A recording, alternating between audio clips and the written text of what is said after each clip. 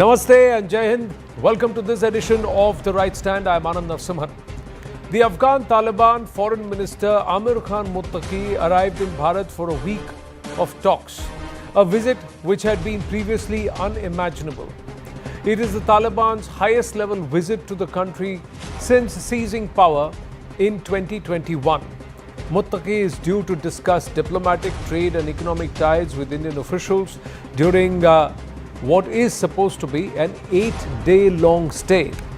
Now, highlighting the growing importance of Bharat-Afghan ties in a significant diplomatic meeting, External Affairs Minister Dr. Subramaniam Jaishankar met up with Amir Khan Muttaqi, discussing counter-terrorism, trade and development, marking a renewed commitment to bilateral relations and people-to-people connection between Hindustan and Afghanistan, and largely to focusing towards bringing more stability in the region. Bharat announced the upgrading of its technical mission in Kabul to the status of an embassy and pledged to renew its development works in Afghanistan.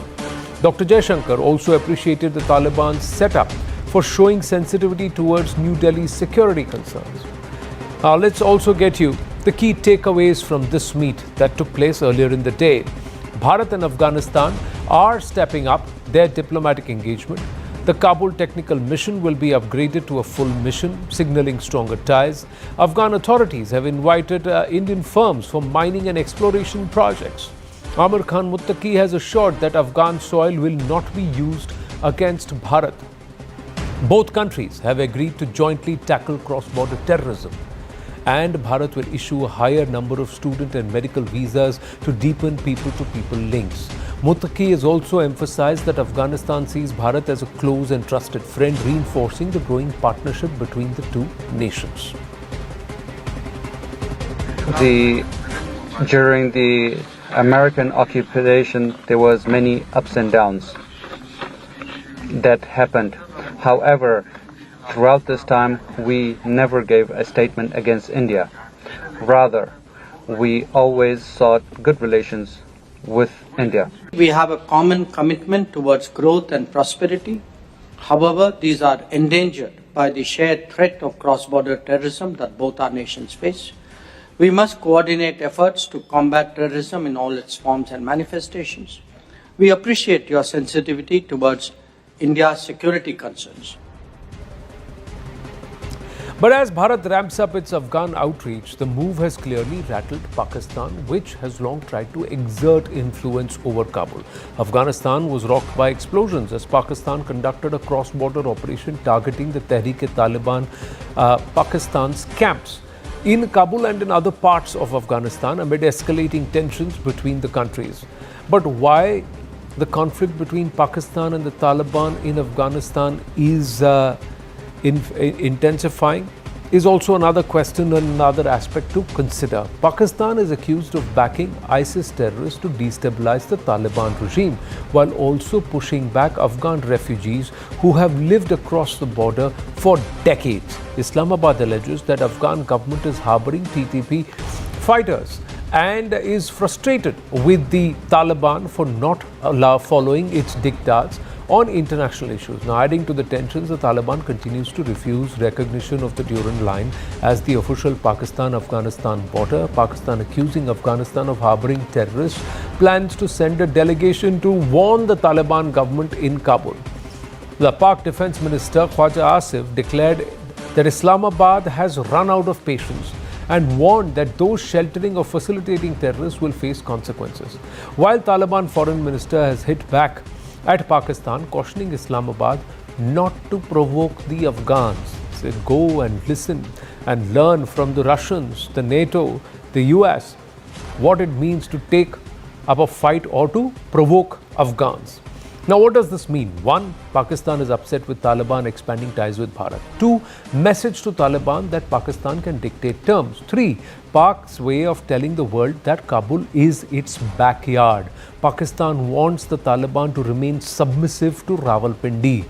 So, has the Taliban finally divorced Pakistan, or is this just diplomatic posturing? Is there more to it than meets the eye? Before we understand this from our guests, let's quickly go across, and I think we've just got him on the phone. Joining us live is Suhail Shaheen, Afghan envoy in Doha. Mr. Suhail Shaheen, thank you for speaking with us. My first question to you, this Hindustan-Afghanistan relationship, very old, civilizational, cultural. Bharat has always mentioned that maintained that this relationship is all about the people-to-people connect. How do you see this? I say the people of Afghanistan in India, they have a traditional relation throughout the history. There was a need to resume that normal and good relation they had throughout the ages. I expect this visit will become a start point of a new phase of relation between the two countries. And after this, I also expect that there should be a committee to explore various areas of cooperation and strengthening relation. When you talk about operations, Mr. Suhail Shaheen, one of the issues is restarting a lot of the pending projects that were in the interest of the people of Afghanistan, and they have all been stalled ever since what happened in 2021. But can you guarantee full security? Ensure this? We are regional countries, and there are opportunities in Afghanistan, particularly of investment, and there were projects which the India was working to complete, but they still remaining incomplete.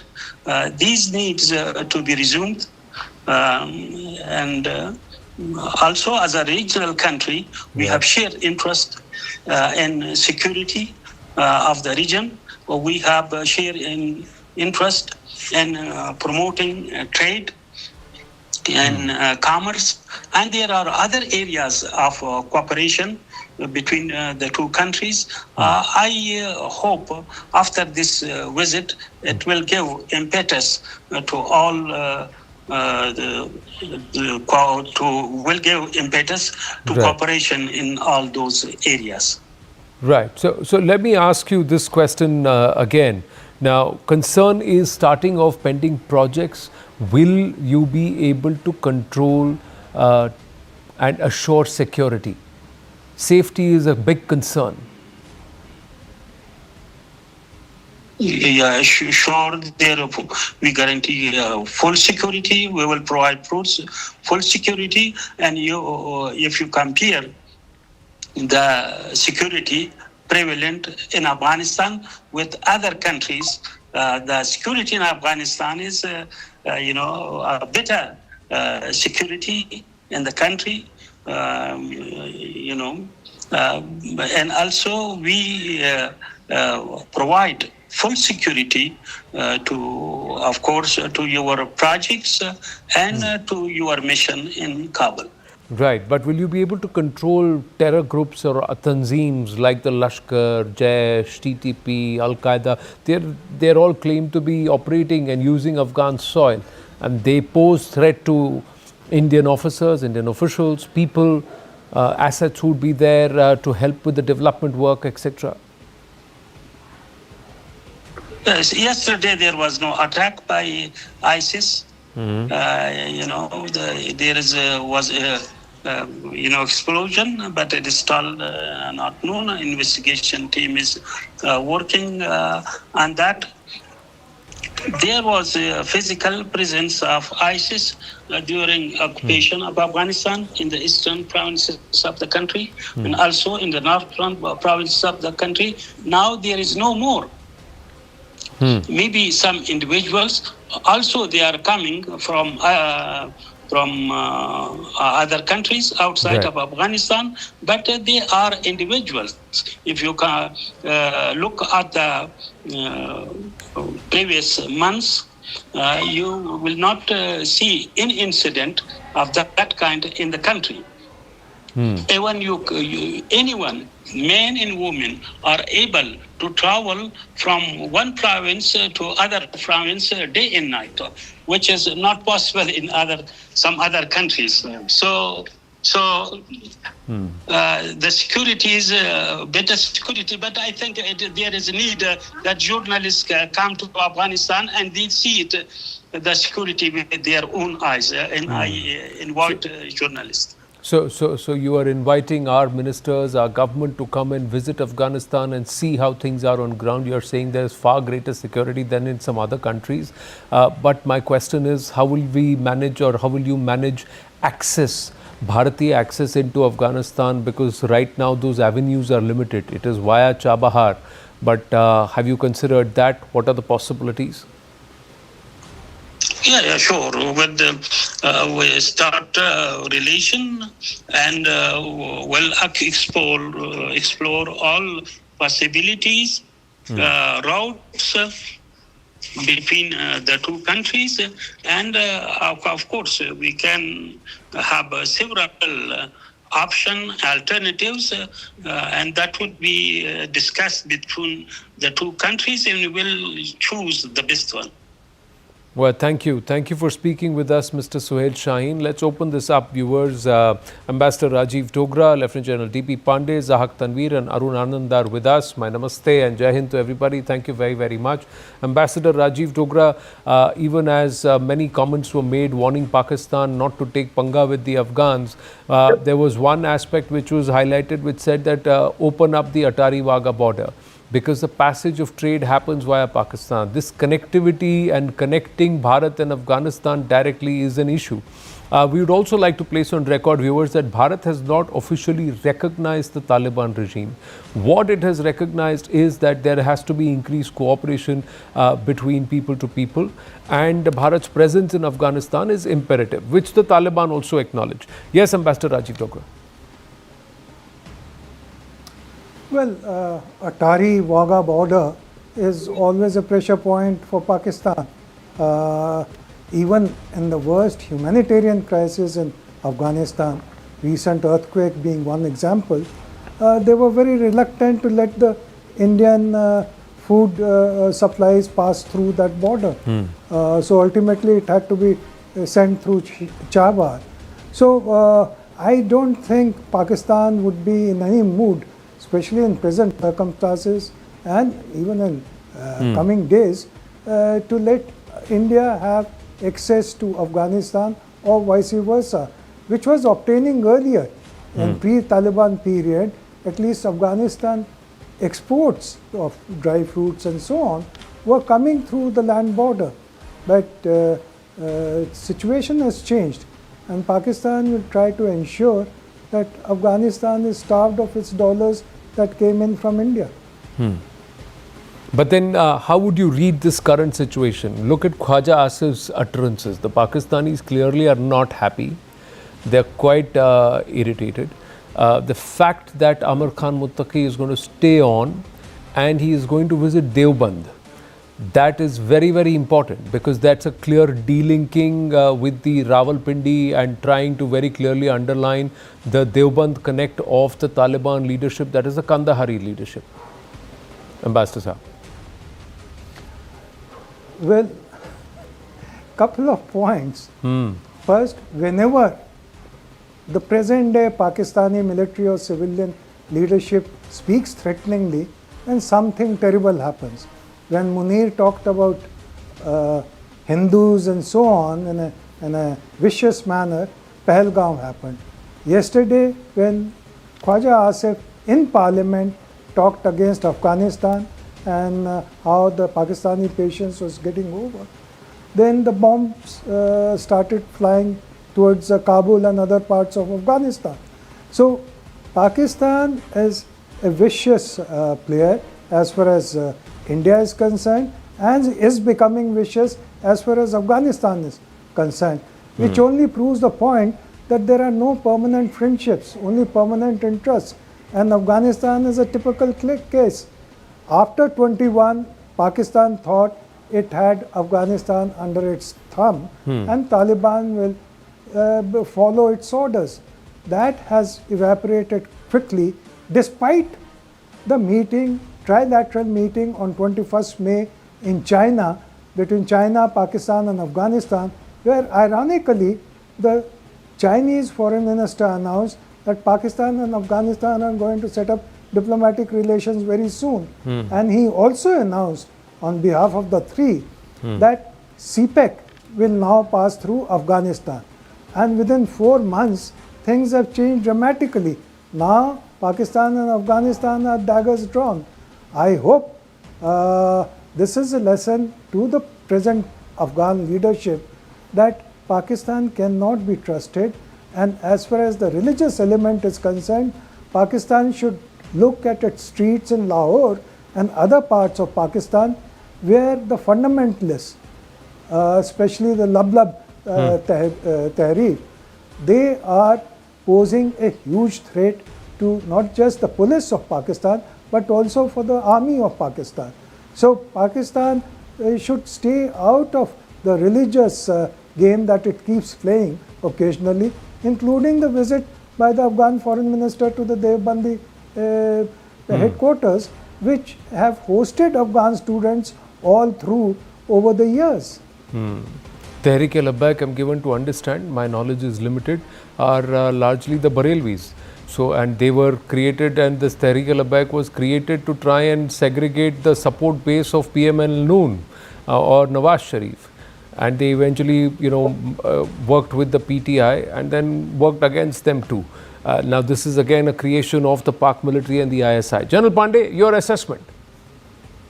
Yeah, so firstly, the relationship between India and Afghanistan, I think let's go for its civilizational. To tie it to the level of governance on either side may be fraught with risk. And we should just focus on the traditional part. And India has always supported Afghanistan people in terms of infrastructure and has never meddled in the politics of Afghanistan, like that has been the norm, fortunately, for our leadership since our independence. So this is one part I think people are talking of. And second part, which I think Ambassador Dogra highlighted, I just want to reiterate that even in the Taliban 1.0, Pakistan thought that, like the way it is a rentier state to China or Saudis and Americans, they will have a rentier state giving a strategic depth on their western borders. It didn't happen, right? And it's not going to happen because philosophically, ideologically, and so many other ways, Afghans are totally different than what Pakistanis are, right? Fiercely independent, they cannot be controlled or ruled by anybody from outside. And the moment you start making them a rentier or a subordinate state, right, it actually irks them and pushes them to one side. So this will not happen. And second is, please understand, the borders, the Durand line till the time is not accepted or the line is not accepted.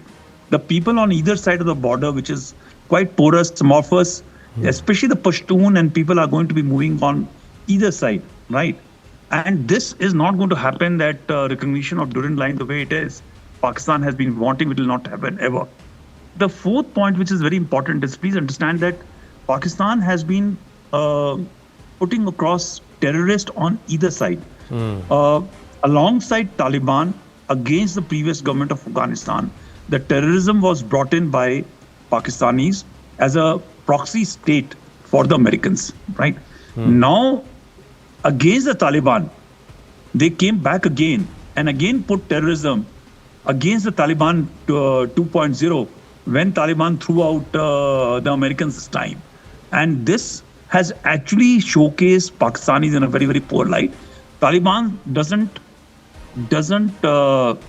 have an iota of trust on Pakistanis and is unlikely to have ever, because of this flip-flop which ISI and the leadership of Pakistan has shown. This attack yesterday night, which we had a discussion in the morning, striking deep, the deep state of Pakistan has struck deep into the strategic depth which they thought is now going to have a blowback in a major manner.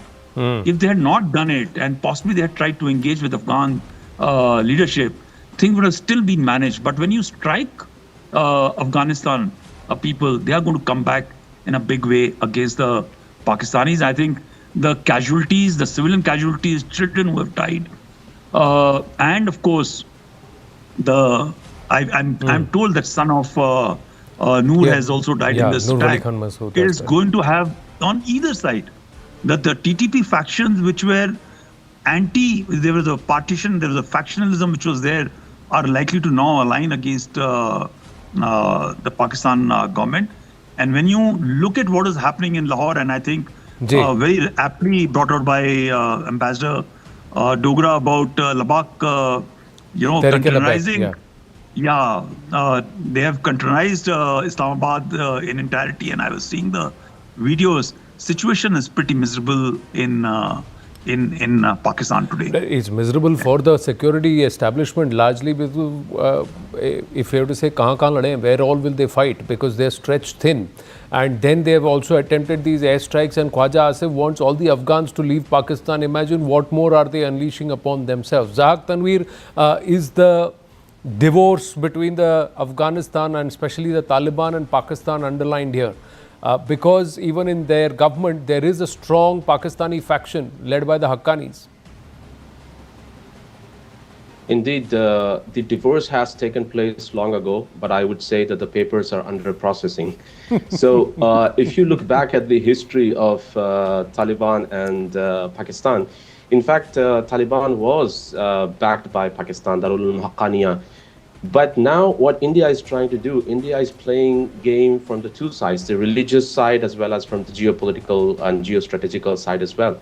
India is trying to push Darul Uloom Deoband as an alternative to Darul Uloom Haqqaniya, as a softer version of the Deobandi Islam. The same kind of strategy was employed by the Arabs as well when they were trying to control the Shia Islam, which was dominant by the custodian of the Shia Islam was by Khomeini in Iran. So they replaced it with the Sistani of Iraq. So what India is trying to do is trying to play the same game, and it's a very fantastic game which India is trying to do right now. If you compare the kind of relationship India has with Afghanistan and the kind of relationship Pakistan has with Afghanistan, Pakistan has used Afghanistan for its own goals, like to control the opium industry, to use them against for the terrorism. And in fact, Pakistan has played the double game by getting the Americans kill the Taliban in Afghanistan, and also getting the Mujahideen training done inside Afghanistan to kill the American soldiers. So it was trying to kill the Americans, and at the same time it was trying to kill the Afghanis as well. So Afghanis have recognized this, and in fact this chaos has been happening for the past 20 years. If you compare it with what India has done, and let me tell you what happened with me. When I was in Saudi Arabia, I went to a Bukhari restaurant, and the Afghani guy, he asked me the first question, are you Indian or Pakistani? I said, I'm an Indian. And his response was, wow, you guys, you gave us schools, you gave us hospitals, you gave us dams, and you gave us roads.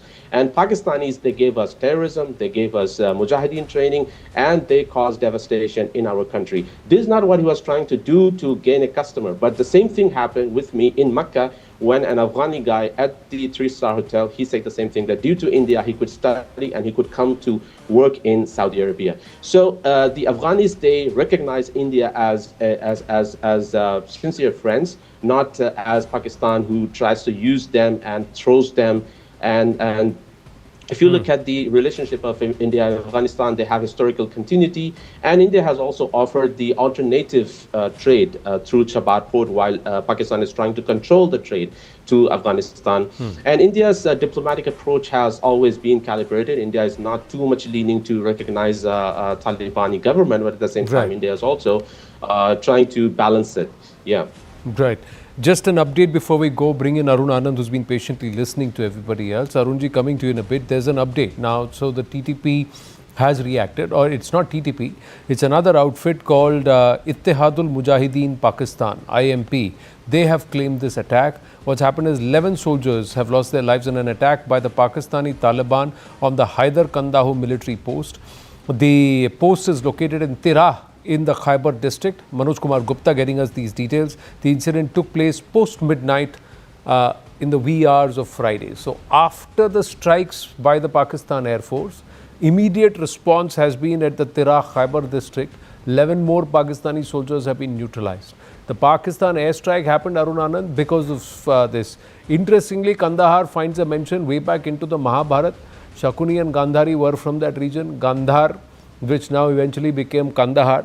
But we'll keep that aside and let's focus on the current. Yes, Arun Anand. There is a financial angle to it about which not many people talk about it. Why Pakistan will not have Afghanistan or the Taliban government on its side. You see, one of the major industries which is run by Pakistani army and military establishment is basically their drug industry, basically the narcotics. And for that, till Taliban was supporting, or was kind of a partner with the Pakistani military establishment in terms of procuring opium from the Afghanistan fields and then giving it to, and then they get processed in ISI run labs, and then they are exported through Central Asian routes. Also, there is a big issue why ISIS is aligning with the Pakistanis, because in those provinces, Afghanistan has one of the highest, deposits of largest deposits of talc, the talcum powder, which all of us use. So ISIS KP, the main source of funding of ISIS in Afghanistan is the smuggling of those talc deposits, in which the ISI of Pakistan also, or the Pakistani military establishment, is also basically part of this whole network. So we have to look at largely, and that's why there is now a clash between. That is one of the key reasons you see this alignment of forces where ISIS is aligning with the Pakistanis and Taliban is standing opposite. Also, India needs. I think it's a very good move. What is happening, because India needs access to Central Asia through Afghanistan, because the Chinese influence is rapidly growing in Central Asia. In fact, in Uzbekistan, countries like Uzbekistan, they have made it mandatory to teach Mandarin in schools. So you can imagine the kind of influence which is Chinese are holding in Central Asia. So for that purpose also, I think Afghanistan being kind of a buffer between, and Afghanistan provides access to Central Asia. India will have a much greater access to Central Asia. So I think that is also what we need to look at. No, because that's something Amir Khan Muttaqi very openly said, and he was speaking in Urdu, and he said that you have to use Afghanistan as your gateway into rest of Central Asia and use us as a transit point, and we are happy and we'll build other avenues for connecting, but use us, and we'd like India to partner with us and partner because we trust them.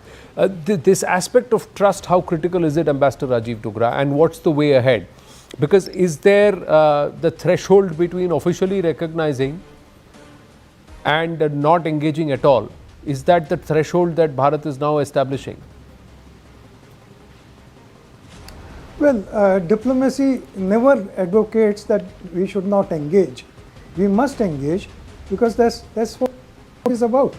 But coming back to a point made by one of your guests about the difference in approach between Pakistan and in India. That is very fundamental. Pakistan's approach to Afghanistan all through the last 40 years was through the deep state. Whether they were the Taliban terrorists or some other form of terrorists, India's approach was always people-centric.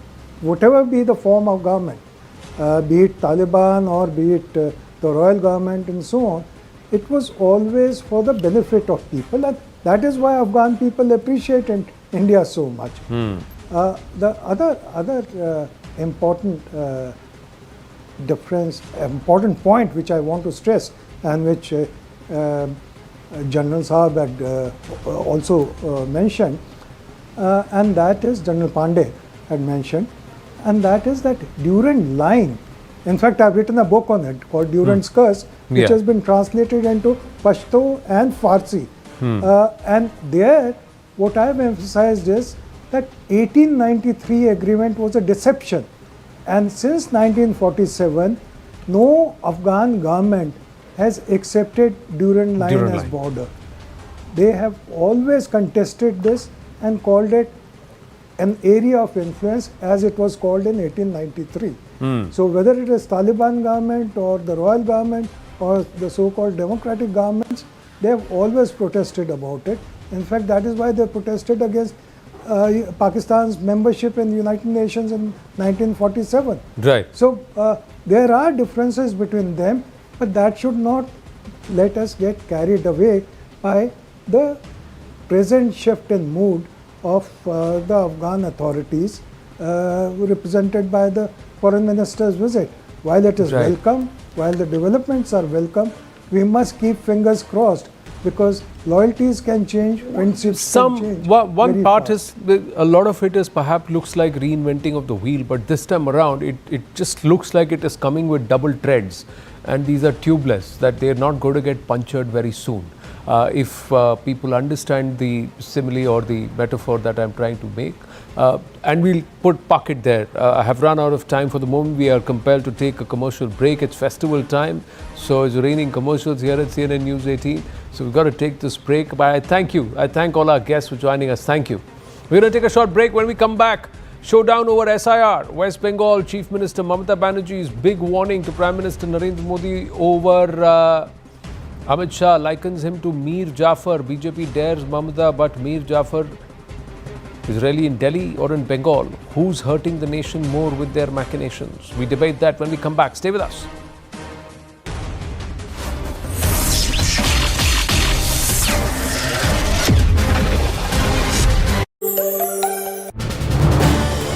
This is News 18 Network.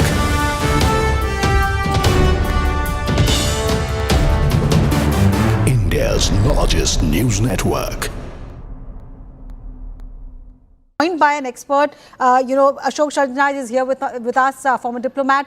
So your first reaction, like Siddhant and I were discussing, it looks like India has come a long way from its engagement with Taliban 1 to Taliban 2.0. No, absolutely. I very warmly welcome this development. I applaud the Government of India. I applaud the Ministry of External Affairs for the decision that has been taken. I think we have been moving very carefully, very cautiously, but very determinedly in a positive direction.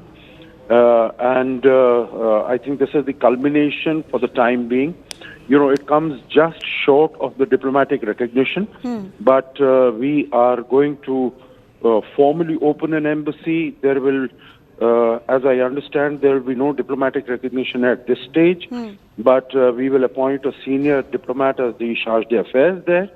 And similarly, we will invite the Afghan Taliban dispensation also to open their embassy. So I think our cooperation in a wide variety of fields, depending upon what Afghanistan wants to work with India, which are the areas, but definitely in the area of training, education, business, visas, etc. I think that is going to be a very welcome development, and particularly if Afghanistan is also interested in security cooperation, I'm sure we will be quite prepared to give a positive consideration to that, because India and Afghanistan, as far as training of army personnel and soldiers that is concerned, has been long-standing, and we have our significant number of army personnel who are still in the Taliban forces. Right. So all in all, a very welcome development. Okay. And the government needs to be applauded for that. So do you see this decision of Government of India only from the security prism, given the reality of a hostile neighbor in Pakistan, Afghanistan, and having a good relationship with whoever is in charge of Afghanistan is something that we need geostrategically? Is that only the reason, or there could be other factors as well? One being that India is heavily invested in infrastructure development of Afghanistan, and there's a need to protect those as well. Well, you see, I think it is not only security. Security is a major element. Security is a very significant element, but I think there are elements beyond that also, because we need to recognize that India and Afghan, at the level of people, they have had very old, ancient, historical, civilizational links with each other. And you would recall that even after, Taliban came to power, and there was no, at that time we were very, very uncertain. There were no informal contacts even with the Taliban at that time. But we sent the 50,000 tons of wheat to them. We sent large quantities of medicines, of vaccines, etc. So many things we sent basically because, and we made it very clear that it was for the people of Afghanistan. So I think at the people-to-people level, we have very strong linkages, and we want to nurture them. But then, sir, I mean, once again, to bring back to the security question, IC-814 unfolded in the Afghan theatre. Yes, Taliban would argue that we did not have a direct role to play in the hijack, but it had unfolded there. The hijackers, as their second option, chose Afghanistan. Even after that, subsequently, there have been intel report to suggest that Jaish-e-Mohammed cadre, Lashkar-e-Toiba cadre have gone to camps in Afghanistan and carried out training there. Even now in Kashmir, there are weapons from Afghanistan which are finding their way there. That's a security reality as well, isn't it? Oh, it is a security reality, and that will be a subject of discussion between us and them. You know, once we have now a formalized sort of a relationship, then we will have this discussion and we will bring home to them. Because you see, Jaish and Lashkar, they were training there in the 1990s also. They were being received all the support, but today the realities, both regional and geopolitical realities, are very, very different. And we see there are reports even that Pakistan has bombed the TTP, installations in Afghanistan. So, that is very different from what it was earlier. So we really have to see the current realities, and we have to take cognizance and take our decisions accordingly. And in the backdrop of Trump administration wanting Afghanistan to hand over the Bagram air base, how do you see India's engagements with Afghanistan in that context of US? You see, Afghanistan is not at all interested, keen to share that base.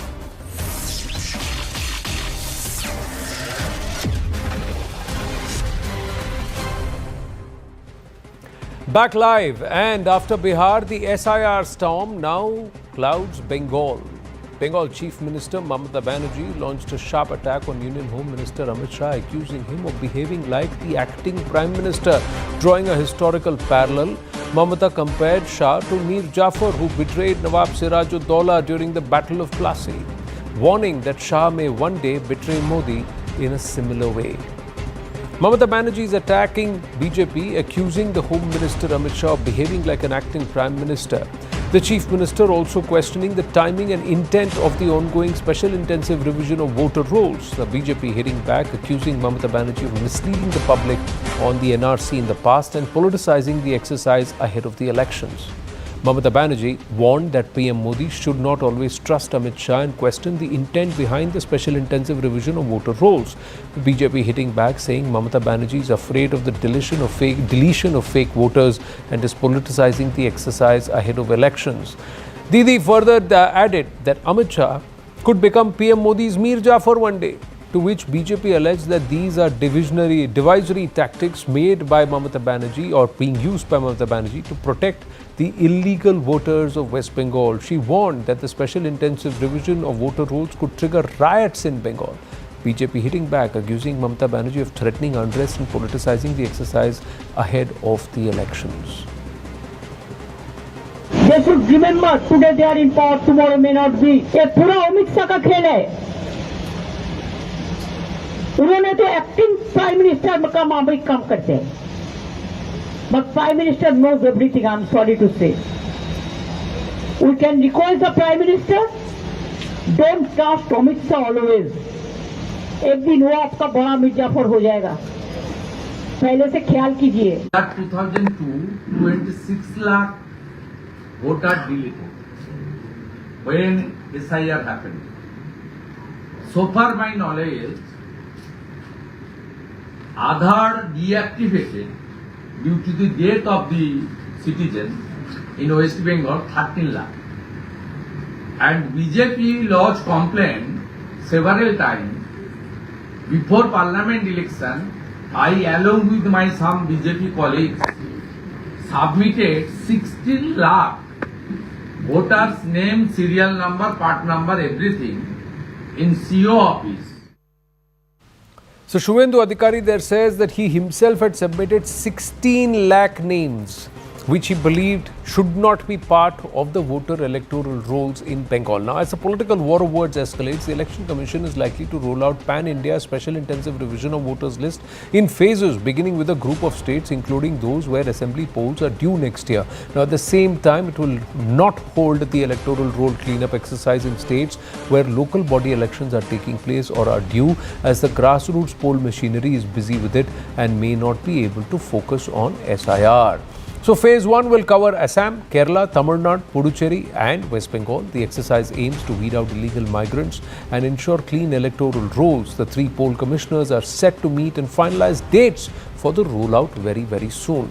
So this entire Mir Jafar analogy, who's stabbing who at the back and who's the one who will perhaps betray not just the ruler or the person in charge of governance, but overall betray Bharat. Gopal Agarwal, national spokesperson of the BJP with us, Tausif Khan, lawyer and political analyst, and Arun Anand, author and columnist. Arun Anand, Didi is blaming Amit Shah, but isn't the SIR the responsibility and an exercise undertaken by the Election Commission, which is a constitutional body not affected by real politics? Anand, it is not for the first time that this special intensive revision of polls is happening. It started immediately after we received the Indian Constitution, and 1952 to 56 was the first time the special intensive revision of rules had happened. And since then, I think there are about it has happened 14 times. So one is that it's a regular basically exercise. Another thing is that saying that there is a particular time at which this thing is being done. Now India is a country of elections. Every year you have elections for some states. So until we get one nation, one election, this is going to continue. So next year, if you would do it, then you will also face the same problem. And generally, what happens is that after there is a pattern to it. That after a decade, or after about 10 years, the special intensive revision of rules is carried out so that whatever corrections need to be made, they can be made. So the last one was done around 2004. So after that, now it is happening. So I think. It's a I don't know why they are panicking, because there are ways and means. If you have a problem, you can go to the Election Commission. If you have a problem with the Election Commission, you can go to the court. They have gone to the court has also not listened to them. So those who were complaining about SIR, I think it's a normal routine exercise, and everybody should welcome it. But why will there be riots then, Tausif? If Arun Anand believes it's a routine exercise, it's being undertaken after 22 years, why will there be riots? No, it is not a routine exercise. It's a very special exercise, special intensive review. Had it been the another review, which is SSR, I would have agreed that yes, that is a routine exercise. SIR comes under very special circumstances like delimitation, and delimitation has not been enforced. That is point number 1. Secondly, why there will be riots? Yes, very valid question. And I'm giving you an example. The Chief Minister herself pointed out in the press conference yesterday, and there is an allegation against the Junior Union Home Minister, Shantanu Thakur.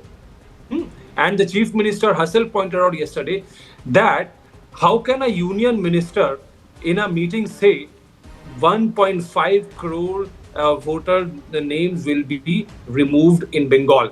So BJP is preparing the voter list in which constituency how many voters have to be removed, and then under the garb of the process of SIR, Election Commission will put its stamp on it. Is this how it functions? Is this how we will get a fair election? No, this is called vote chori. And exactly what it the best way to call is vote chori. The plan and propaganda of BJP is to identify the constituency and include voters of NDA voters. And I'll give you an example. What happened in the Supreme Court when the draft list was presented? The ECI declared some people dead, and they were present in the Supreme Court as alive. Therefore, the question also remains: over 89 lakh complaints filed in Bihar alone by Congress, which the ECI has not given an example. So what will happen? Each name that is deleted will have to be rechecked again. If even a single citizen his name is removed, then it goes against the basic tenets of the constitution. No, single citizen, right? And Single therefore, citizen, it is right? justified Why, that but no, why will there be riots? No, why is the chief minister of a state saying there will be riots if you conduct an intensive revision of the voter rolls? It's the same party which keeps saying that there is some gadbad in the electoral voter rolls. And then, no. So if there are no riots in Bihar, why will there be riots in Bengal? No. Why is she creating this entire fear-mongering of the exercise? Rather than saying, get your paperwork right, get your paper. Gopal Krishna Agarwal.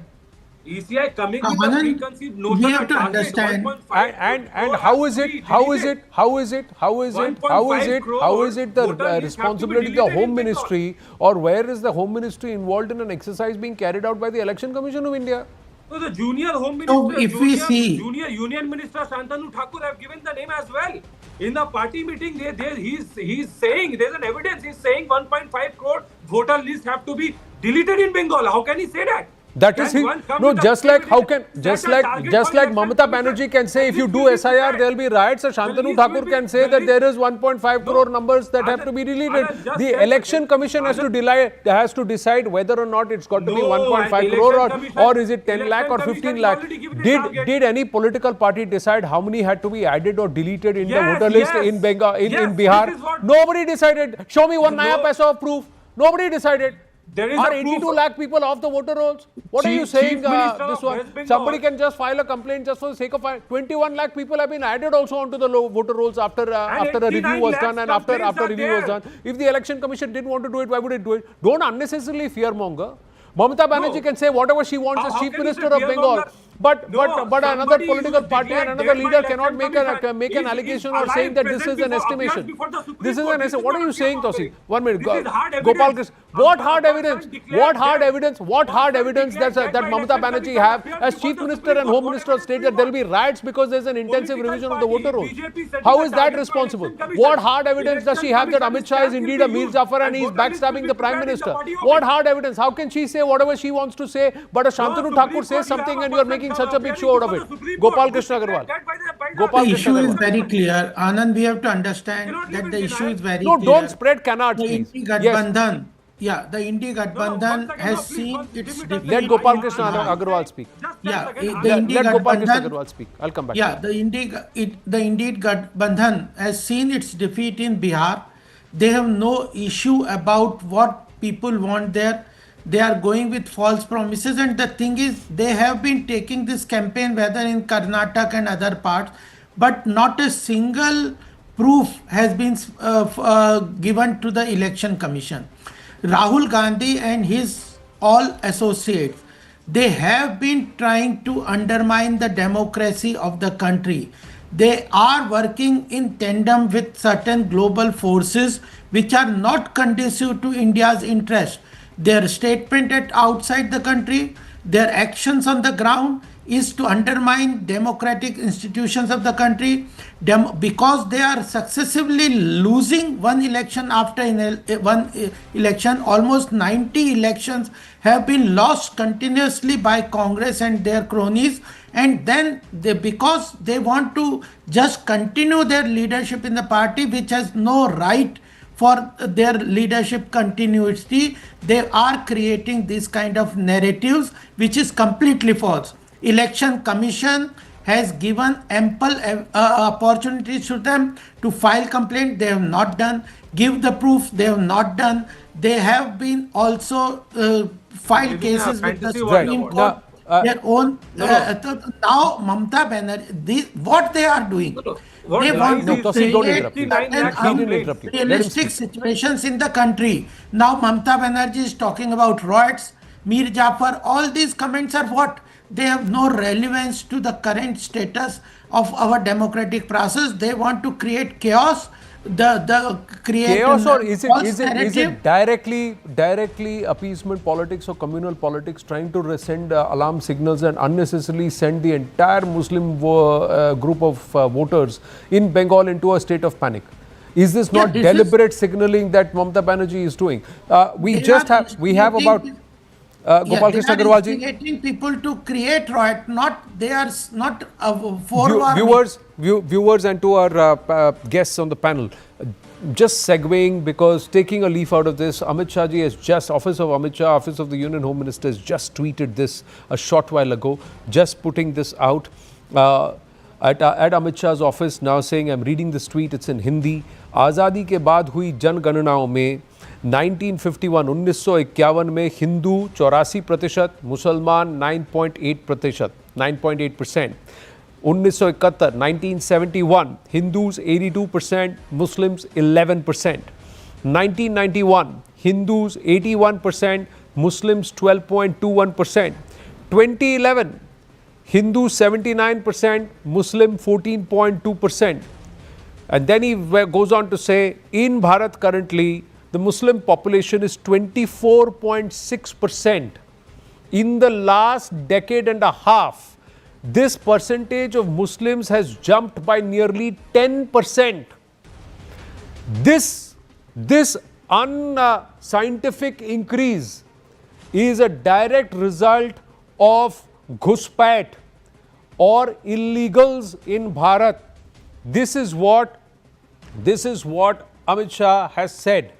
Is this a direct signal towards the National Demography Mission and that getting really active to try and identify this? Because decade after decade, in fact, between 51 and 71, 20 years between 51 and 71, there is just a less than 2% increase. Between 71 and 91, there is again just 1.21% increase. Between 91 and 2011, another 20 years, there is a Muslim population increase of 2%. But between 2011 and 2025, the estimation, according to the Home Minister, is that the Muslim population is 24.6%, a nearly 11% jump. That's what he's saying. We'll pull out that tweet and put it out in a bit. But Arun Anand, big development this. I think you look at the demographic profile of West Bengal also, and I think a major contribution to this unscientific increase in the Muslim population has come from West Bengal. And even if you look at the South 24 Parganas and some of the other districts, the demographic profile has changed completely. According to 2011 census, there were 27% Muslim population in West Bengal, and currently there are broad estimates that it would be 33%. So this rapid growth in Muslim population, it is not purely an outcome of the indigenous, or the locally homegrown Muslims. They are not the ones who are just adding to the numbers. There is surely a massive influx from outside, and we should look at it as a national problem. I think this parochial view about and doing petty politics in terms of making provocative statements that riots will happen.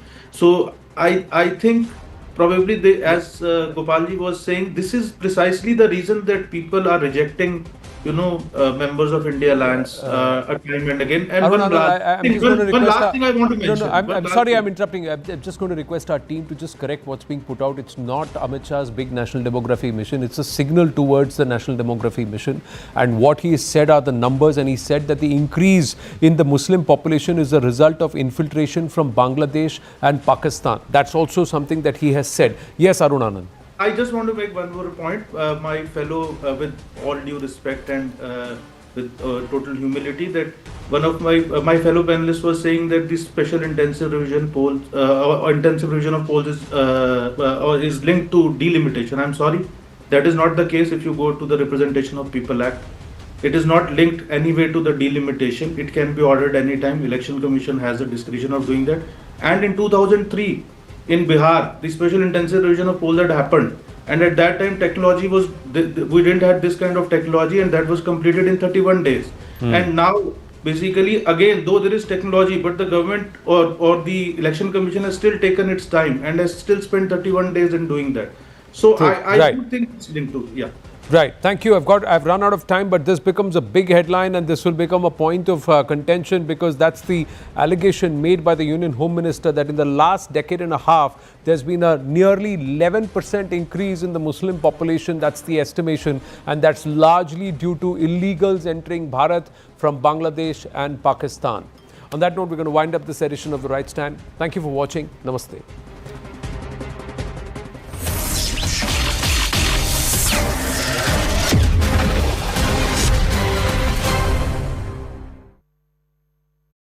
everyone is...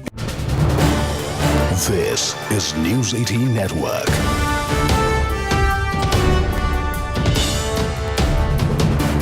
India's largest news network. Joined by an expert, Ashok Sharjnaj is here with us, former diplomat. So your first reaction, like Siddhant and I were discussing, it looks like India has come a long way from its engagement with Taliban 1 to Taliban 2.0. No, absolutely. I very warmly welcome this development. I applaud the Government of India. I applaud the Ministry of External Affairs for the decision that has been taken. I think we have been moving very carefully, very cautiously, but very determinedly in a positive direction. I think this is the culmination for the time being. It comes just short of the diplomatic recognition, but we are going to formally open an embassy. There will, as I understand, there will be no diplomatic recognition at this stage, but we will appoint a senior diplomat as the charge d'affaires there. And similarly, we will invite the Afghan Taliban dispensation also to open their embassy. So I think our cooperation in a wide variety of fields, depending upon what Afghanistan wants to work with India, which are the areas, but definitely in the area of training, education, business, visas, etc. I think that is going to be a very welcome development, and particularly if Afghanistan is also interested in security cooperation, I'm sure we will be quite prepared to give a positive consideration to that, because India and Afghanistan, as far as training of army personnel and soldiers that is concerned, has been long-standing, and we have our significant number of army personnel who are still in the Taliban forces. Right. So all in all, a very welcome development. Okay. And the government needs to be applauded for that. So do you see this decision of Government of India only from the security prism, given the reality of a hostile neighbor in Pakistan, Afghanistan, and having a good relationship with whoever is in charge of Afghanistan is something that we need geostrategically? Is that only the reason, or there could be other factors as well? One being that India is heavily invested in infrastructure development of Afghanistan, and there's a need to protect those as well. Well, you see, I think it is not only security. Security is a major element. Security is a very significant element, but I think there are elements beyond that also, because we need to recognize that India and Afghan, at the level of people, they have had very old, ancient, historical, civilizational links with each other. And you would recall that even after, Taliban came to power, and there was no, at that time we were very, very uncertain. There were no informal contacts even with the Taliban at that time. But we sent the 50,000 tons of wheat to them. We sent the large quantities of medicines, of vaccines, etc. So many things we sent, basically because, and we made it very clear that it was for the people of Afghanistan. So I think at the people-to-people level, we have very strong linkages, and we want to nurture them. But then, sir, I mean, once again, to bring back to the security question, IC-814 unfolded in the Afghan theatre. Yes, Taliban would argue that we did not have a direct role to play in the hijack, but it had unfolded there. The hijackers, as their second option, chose Afghanistan. Even after that, subsequently, there have been intel report to suggest that Jaish-e-Mohammed cadre, Lashkar-e-Toiba cadre have gone to camps in Afghanistan and carried out training there. Even now in Kashmir, there are weapons from Afghanistan which are finding their way there. That's a security reality as well, isn't it? Oh, it is a security reality, and that will be a subject of discussion between us and them. Once we have now a formalized sort of a relationship, then we will have this discussion and we will bring home to them. Because you see, Jaish and Lashkar, they were training there in the 1990s also. They were being received all the support, but today the realities, both regional and geopolitical realities, are very, very different. And we see there are reports even that Pakistan has bombed the TTP, installations in Afghanistan. So, that is very different from what it was earlier. So we really have to see the current realities, and we have to take cognizance and take our decisions accordingly. And in the backdrop of Trump administration wanting Afghanistan to hand over the Bagram air base, how do you see India's engagements with Afghanistan in that context of US? You see, Afghanistan is not at all keen to share that base with America. And you would have seen that in the Moscow format, we have sided completely with Afghanistan and a large number of other countries. That, the presence of foreign troops like this will only add more security problems and raise tensions in the region. So we have been very categorical, and we will continue to consult with Afghanistan from now onwards and see how we respond to this matter. Right. So before I let you go, you heard the External Affairs Minister offering in terms of medical support, saying that India supports Afghanistan's independence, offering a joint cooperation as far as counter-terror is concerned. Overall, what...